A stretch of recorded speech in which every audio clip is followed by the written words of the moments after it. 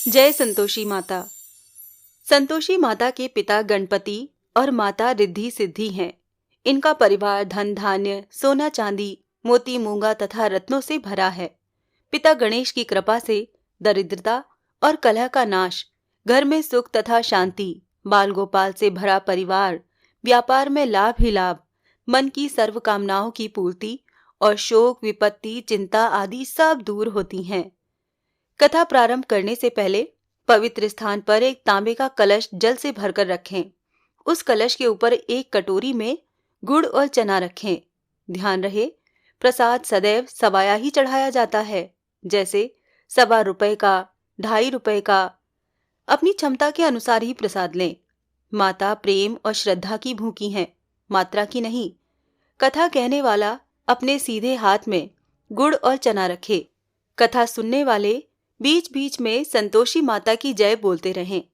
कथा समाप्त होने पर आरती करें तथा कलश में रखा जल पहले पूरे घर में छिड़कें, फिर शेष जल तुलसी को चढ़ा दें। कथा कहने वाला अपने हाथ में रखा गुड़ और चना गौ माता को खिलाए। इसके पश्चात कटोरी में रखा प्रसाद कथा सुनने वालों तथा घर के सदस्यों में बांट दें। एक समय भोजन करें।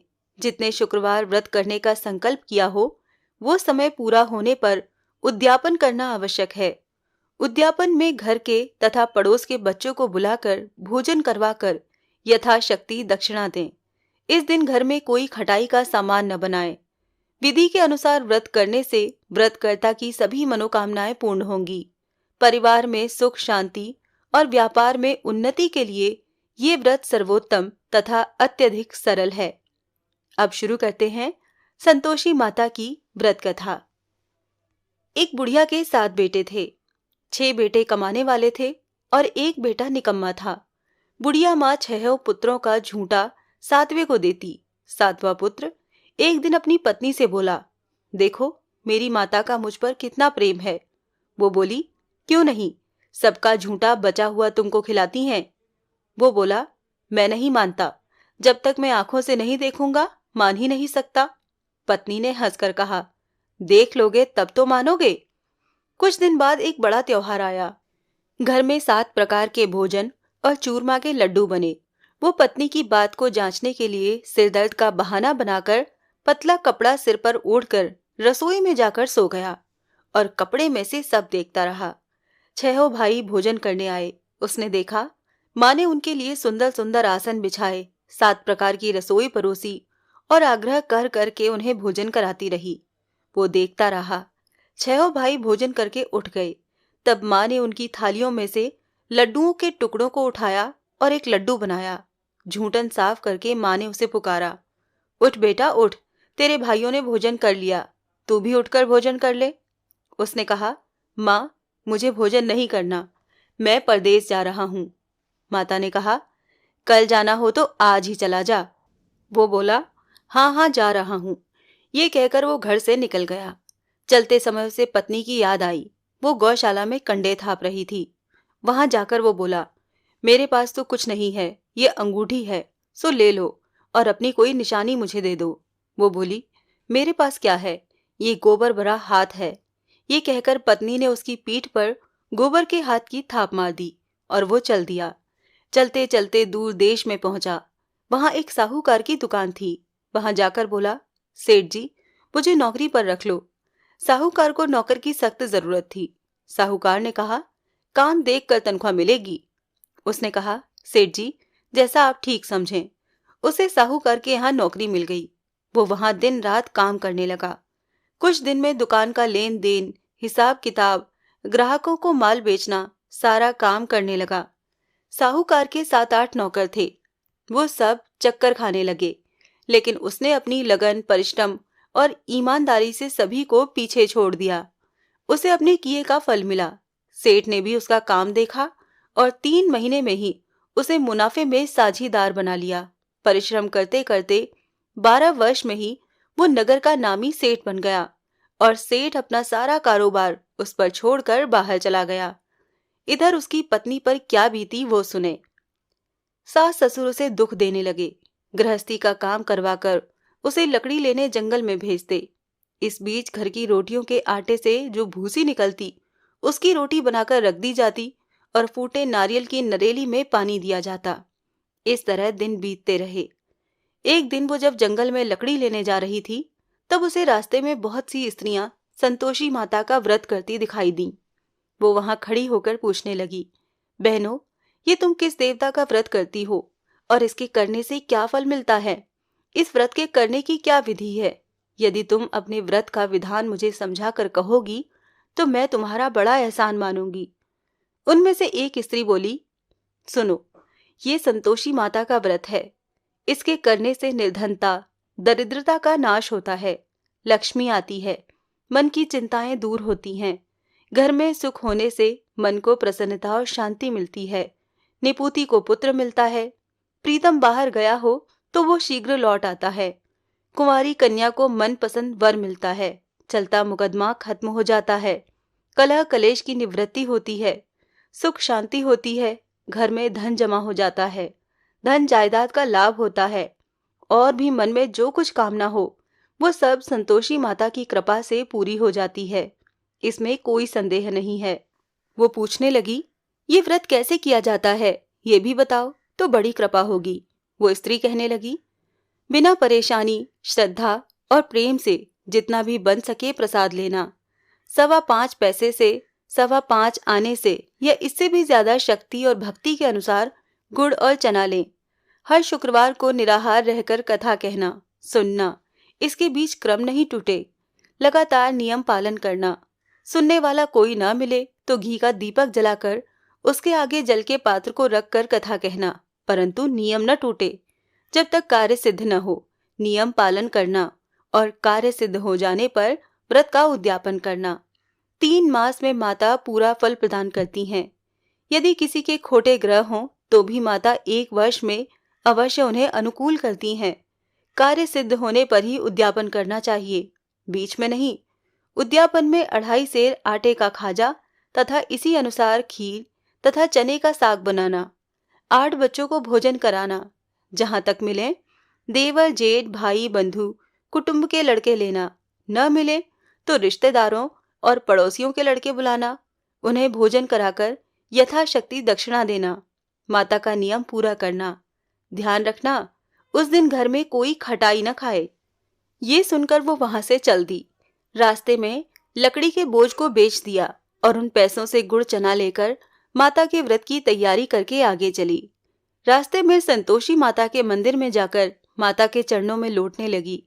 विनती करने लगी, माँ, मैं दीन हूँ, निपट मूर्ख हूँ, व्रत के नियम कुछ जानती नहीं, मैं बहुत दुखी हूँ। हे माता, मेरा दुख दूर कर, मैं तेरी शरण में हूँ।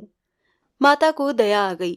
एक शुक्रवार बीता कि दूसरे शुक्रवार को ही उसके पति का पत्र आया और तीसरे शुक्रवार को उसका भेजा हुआ पैसा आ पहुंचा। ये देखकर जेठानी मुंह सिकोड़ने लगी। इतने दिनों बाद इतना पैसा आया, इसमें क्या बढ़ाई है? लड़के ताने देने लगे। काकी के पास अब पत्र आने लगे, रुपया आने लगा। अब तो काकी की खातिर बढ़ेगी, अब तो काकी बुलाने से भी नहीं बोलेगी। बेचारी सरलता से कहने लगी, भैया, पत्र आए, रुपया आए तो हम सबके लिए ही अच्छा है। ऐसा कहकर आंखों में आंसू भरकर संतोषी माता के मंदिर में जाकर मातेश्वरी के चरणों में गिरकर रोने लगी। माँ, मैंने तुमसे पैसा नहीं मांगा, मुझे पैसे से क्या काम? मुझे तो अपने सुहाग से काम है। मैं तो अपने स्वामी के दर्शन और सेवा मांगती हूँ। तब माता ने प्रसन्न होकर कहा, जा बेटी, तेरा स्वामी जल्दी ही आएगा। ये सुनकर खुशी से बावली होकर वो घर आकर काम करने लगी। संतोषी माँ विचार करने लगी, इस भोली पुत्री से तो मैंने कह दिया कि तेरा पति शीघ्र आएगा, पर आएगा कहाँ से? वो तो इसे स्वप्न में भी याद नहीं करता। उसे इसकी याद दिलाने तो मुझे ही जाना पड़ेगा। संतोषी माता ने उस बुढ़िया के बेटे को स्वप्न में समझाया, पुत्र, तेरी घरवाली कष्ट उठा रही है। वो बोला, हाँ माता, ये तो मुझे भी मालूम है, परंतु क्या करूं, वहां कैसे जाऊं? परदेश की बात है, लेन देन का सारा हिसाब किताब है, कोई जाने का रास्ता नजर नहीं आता। आप ही कोई राह दिखाएं कि वहां कैसे जाऊं।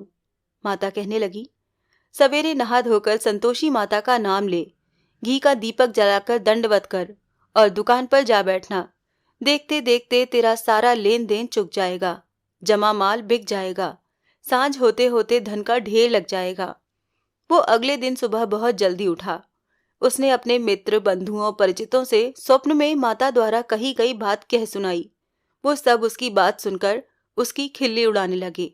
वो कहने लगे कि कहीं कभी सपने की बात भी सच्ची होती है। एक बूढ़ा व्यक्ति बहुत समझदार था।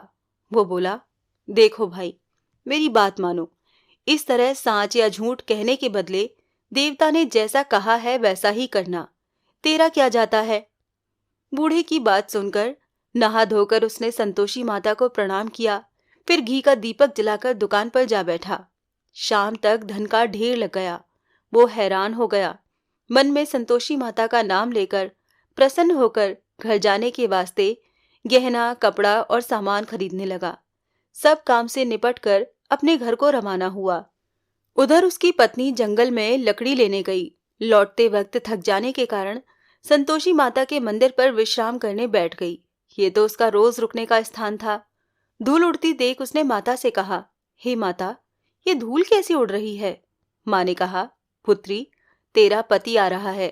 अब तू ऐसा कर, लकड़ियों के 3 बोझ बना। एक नदी के किनारे रख, दूसरा मेरे मंदिर पर और तीसरा अपने सिर पर रख। तेरे पति को लकड़ी का गट्ठा देखकर मोह पैदा होगा। वो वहां रुकेगा। नाश्ता पानी बना खाकर माँ से मिलने जाएगा। तू लकड़ी का बोझ उठाकर जाना और बीच चौक में गट्ठा डालकर 3 आवाजें जोर से लगाना। लो सासू जी, लकड़ियों का गट्ठा लो, भूसी की रोटी दो, नारियल के खोपड़े में पानी दो। आज कौन मेहमान आया है। संतोषी माँ की बात सुनकर वो बहुत अच्छा माँ कहकर प्रसन्न मन से लकड़ियों के 3 गट्ठे बना लाई। एक नदी के तट पर, दूसरा माता के मंदिर में रखा। इतने में ही मुसाफिर वहां आ पहुंचा। सूखी लकड़ी देख उसकी इच्छा हुई कि अब यहीं विश्राम करे और भोजन बनाकर खा पीकर गांव चले। इस प्रकार भोजन कर विश्राम कर वो अपने गांव में आ गया। उसी समय बहू सिर पर लकड़ी का गट्ठा लिए आई।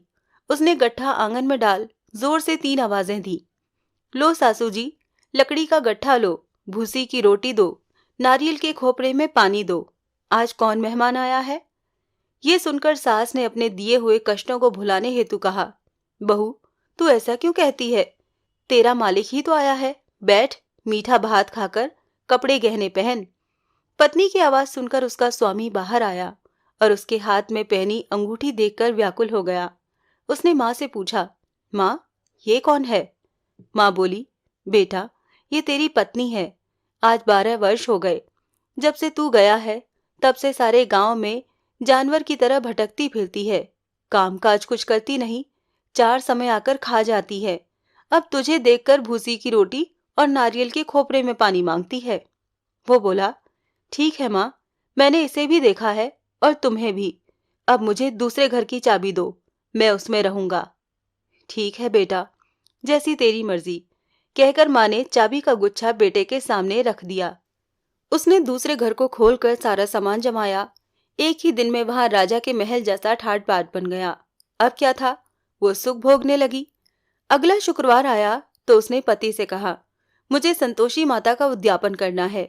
पति बोला, बहुत अच्छा, खुशी से कर ले। वो उद्यापन की तैयारी करने लगी। जेठ के लड़कों को भोजन के लिए कहने गई।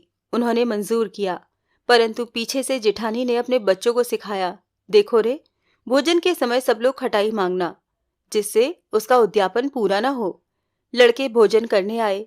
खीर पेट भर कर खाई, परंतु बात याद आते ही कहने लगे, हमें कुछ खटाई खाने दो, खीर खाना हमें भाता नहीं, देखकर अरुचि होती है। लड़के उठ खड़े हुए, बोले, पैसे लाओ। भोली बहू कुछ जानती न थी। उसने उन्हें पैसे दिए। लड़कों ने बाजार जाकर उन पैसों से इमली खरीदी और खाई। ये देखकर बहू पर माताजी ने कोप किया। राजा के दूत उसके पति को पकड़ कर ले गए। जेठ जेठानी मन माने खोटे वचन कहने लगे। लूट लूट कर धन इकट्ठा कर लाया था, सो राजा के दूत उसे पकड़ कर ले गए हैं। अब सब मालूम हो जाएगा, जब जेल की रोटी खाएगा।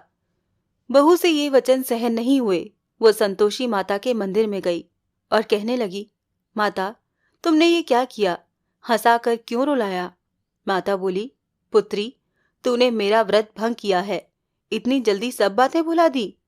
वो बोली, माता, भूली तो नहीं हूं, न कुछ अपराध किया है। मुझे तो लड़कों ने भूल में डाल दिया, मुझे क्षमा करो माँ। माँ बोली, ऐसी भूल भी कहीं होती है? वो बोली, माँ अब भूल नहीं होगी, अब बताओ मेरे पति कैसे आएंगे?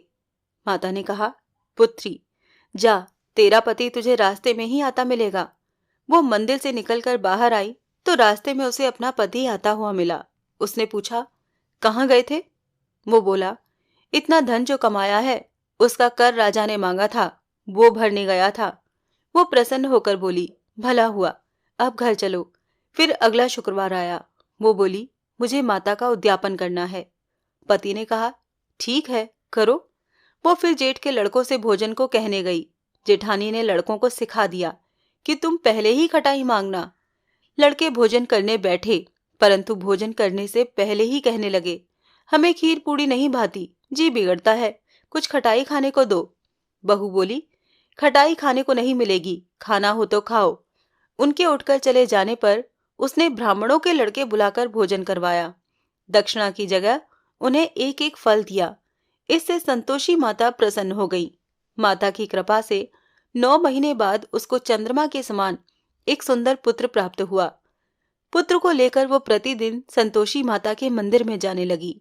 माँ ने सोचा कि ये रोज आती है, आज क्यों न मैं ही इसके घर चलूं, इसका आसरा देखूं तो सही। ये विचार कर माता ने भयानक रूप बनाया। गुड़ और चने से सना मुख, ऊपर से सूंड के समान होठ, उस पर मक्खियां भिनभिना रही थीं। दहलीज में पैर रखते ही उसकी सास चिल्लाई, देखो रे, कोई चुड़ैल डाकिनी चली आ रही है, लड़को इसे भगाओ, नहीं तो सबको खा जाएगी। बहू रोशनदान से देख रही थी। वो प्रसन्न हो उठी, आज मेरी माता मेरे घर आई हैं। ये कहकर दूध पीते बच्चे को गोद से उतार दिया। इस पर उसकी सास क्रोध में भरकर बोली, अरे रांड, इसे देखकर कैसी उतावली हुई जो बच्चे को भी पटक दिया। इतने में ही माँ के प्रताप से जहां देखो वहां लड़के ही लड़के नजर आने लगे। बहू बोली, माँ, मैं जिनका व्रत करती हूँ ये वही संतोषी माता हैं। इतना कहकर उसने झट से घर के सारे किवाड़ खोल दिए। सबने माता के चरण पकड़ लिए और विनती कर कहने लगे, हे माता, हम मूर्ख हैं, अज्ञानी हैं, तुम्हारे व्रत की विधि हम नहीं जानते। तुम्हारा व्रत भंग कर हमने बड़ा अपराध किया है। हे माता, आप हमारे अपराधों को क्षमा करो। इस प्रकार बार बार कहने पर संतोषी माता प्रसन्न हुई। इसके बाद उसकी सास कहने लगी, हे संतोषी माता, आपने बहू को जैसा फल दिया वैसा सबको देना। जो ये कथा सुने या पढ़े उसका मनोरथ पूर्ण करे। बोलो जय संतोषी माता।